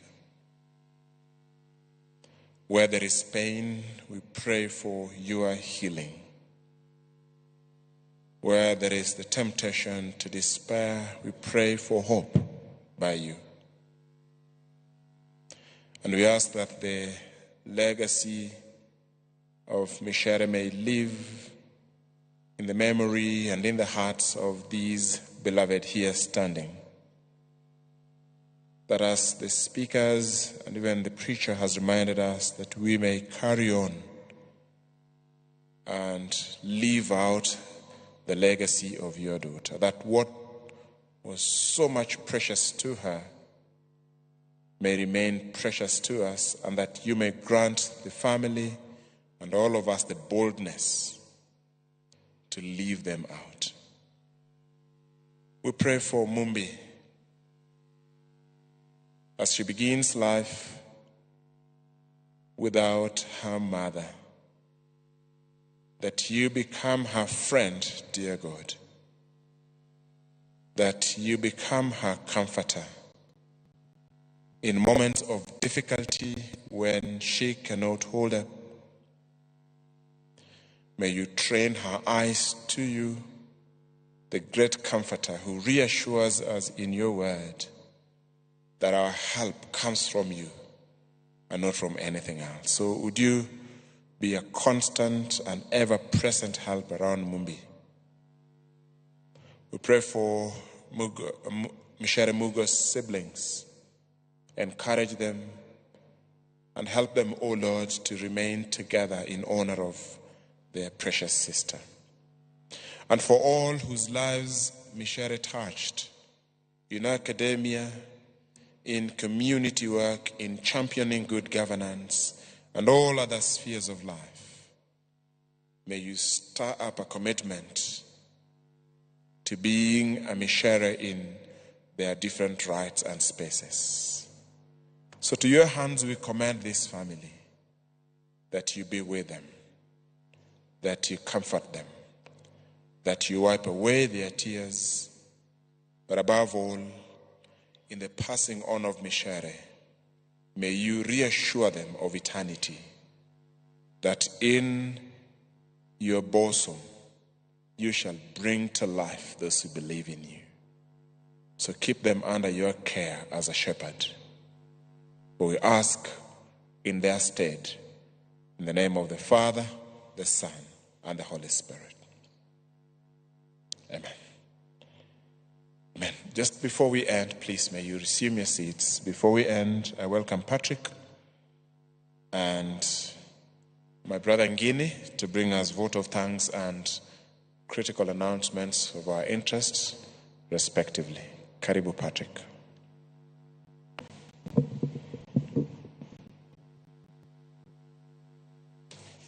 Thank you very much. The clergy here present, the families of Gidai and Mugo, ladies and gentlemen, good afternoon. My name is Patrick Marekia, and I have been asked to move the vote of thanks. I belong to this family of Gidai. I've been in that family now for about 45 years, since I got married to Micere's younger sister. And so I call it home as well. First, we want to thank God who gave us Micere. 8 years is not few years, and we don't take it for granted. So we thank God for giving us Micere. We have received many tributes, words of consolation, which we cannot narrate here because we would have to be here for a few days to go through them. We have therefore generalized various groups and even individuals that have sent tributes and solidarity and have been in solidarity with us. I, however, would like to mention a few names here because the protocol demands that I do so. First, we have received tributes from President William Samoei Ruto, the former President Uhuru Kenyatta, Right Honorable Raila Odinga, and Honorable Martha Karua.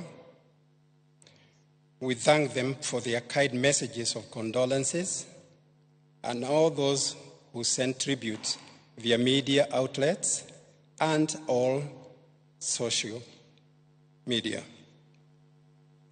Former Chief Justice William Mutunga for his support to Mumbi and his efforts in mobilizing civil society to celebrate Professor Mugo's legacy. The Micere Mugo Solidarity Group, Kenya, which comprises activists, artists, feminists, collectives, human rights defenders, the social justice movement, the Elephant and Variance podcasts, who will be celebrating Professor Mugo's legacy for the next 1 year. It is a collective effort of feasible and infeasible parts. University of Nairobi Literature Department, University of Nairobi Traveling Theatre and Kenya Literature and Arts Alliance, KLAA, for their performance in honor of Professor Mugo. Ford Foundation for Pledged Fund and Uriah Trust, who covered Kenya National Theatre higher charges. SK Macharia and Gadoni Macharia and Royal Media Services for the extensive media coverage and in particular the live coverage of both the Syracuse and Kenya memorial services.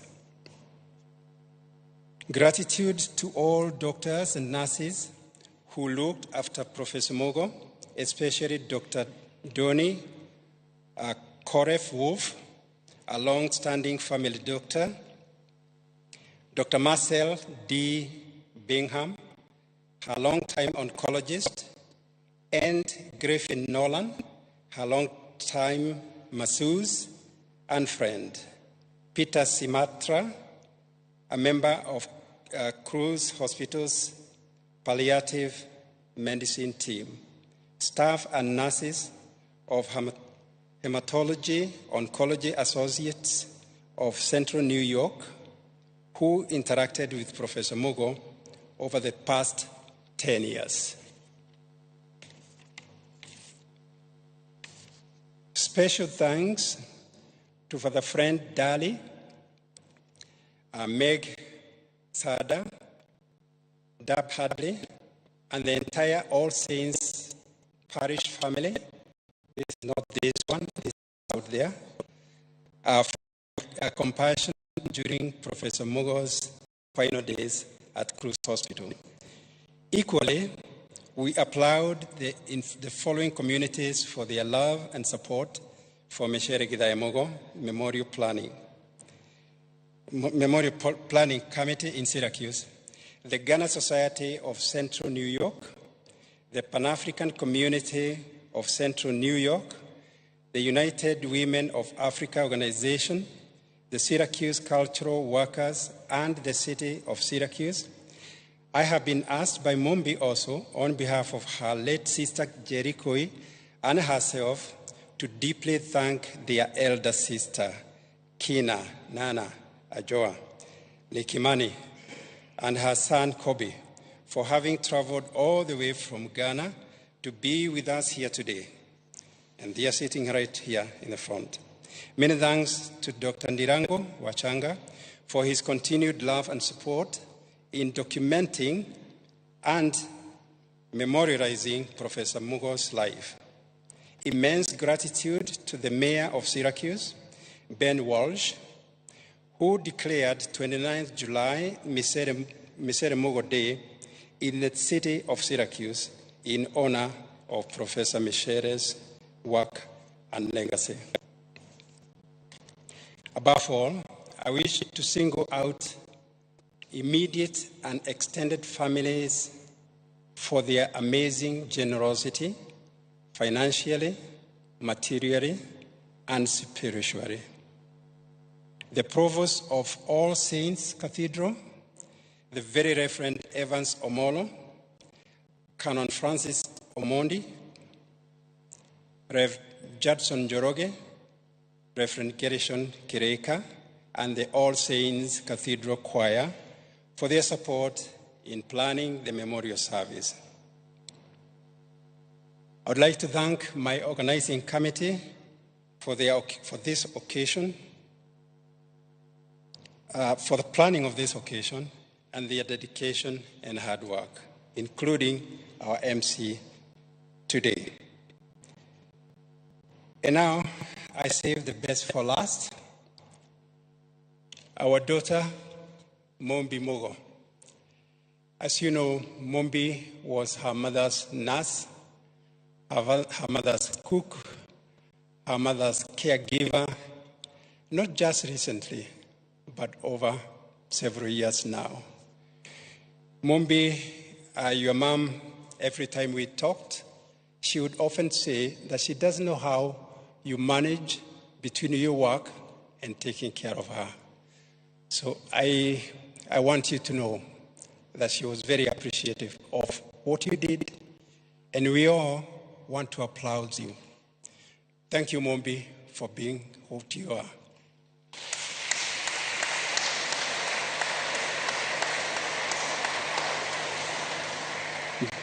Before I sit, I want to paraphrase an African saying to suit this occasion. And it says, a mom lives again through the children she has mothered, the trees she has planted, and the words she has uttered. Think about Micere Mugo. She has many children, not just Mombi. We have been told in various meetings that there are many, many children who are called Micere in the world, not just in Kenya, in the world. So Micere will live again through those and others that we do not know that she taught, hundreds of thousands of people that she taught. She planted many trees.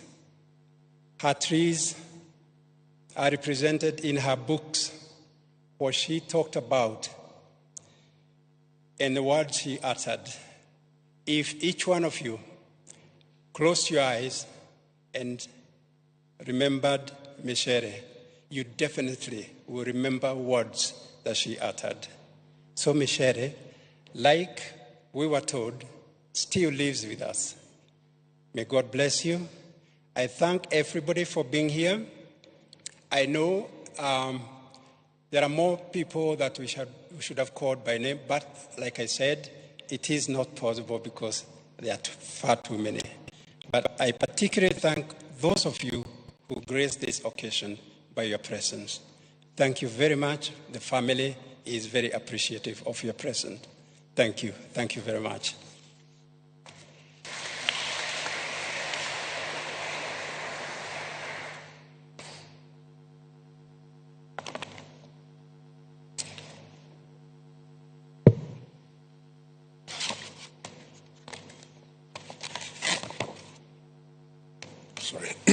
Good afternoon, Church. Mine is quite a simple one. I have two announcements to make. The first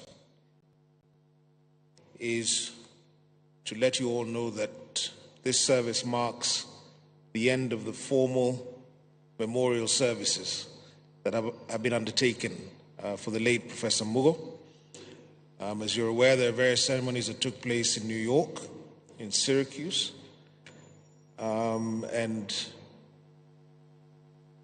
in keeping with the wishes of the family, the interment, or the final interment, of Professor Mugo's remains will remain a private family affair, and we thank you for respecting those wishes.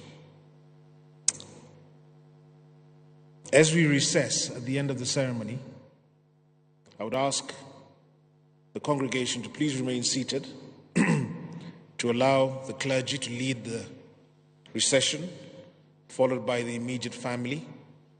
We will then, the immediate family will gather outside to allow you all to be able to pay your respects. And so the ushers, what the clergy and the immediate family have left, the ushers will guide you out, and you will be able to meet with the family outside. In terms of dignitaries and guests, I think it is fair to say on behalf of the family that we regard you all as dignitaries and regard you all as very important guests. Thank you all for gracing this occasion. And Mombi, I think in keeping with what your mother would have wished, I think the final announcement should be that whereas she may not be here in body, we're announcing that her spirit lives on. Thank you very much.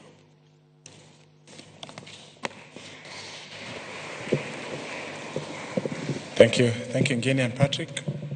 We are now preparing to land, so just about to finish. Just what Ngeni has announced, we'll remain in here, but we'll recess as you stand, but remain until the family and the clergy recess.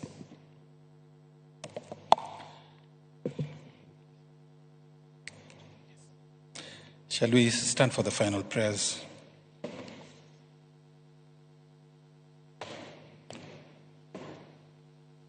Let us pray. Neither death nor life can separate us from the love of God in Jesus Christ our Lord. Grant to us, Lord God, to trust you not for ourselves alone, but also for those whom we love and who are hidden from us by the shadow of death. That as we believe your power to have raised our Lord Jesus Christ from the dead, so may we trust your love to give eternal life to all who believe in him. Through Jesus Christ, our Lord, who is alive and reigns with you and the Holy Spirit, one God, now and forever. Amen. And now may the God of peace, who brought again from the dead our Lord Jesus Christ, that great shepherd of the sheep, make you perfect in every good work, to do his will. And may he bless you, and the blessings of God Almighty, Father, Son, and Holy Spirit be among you and remain with you always. Amen. It's my shield.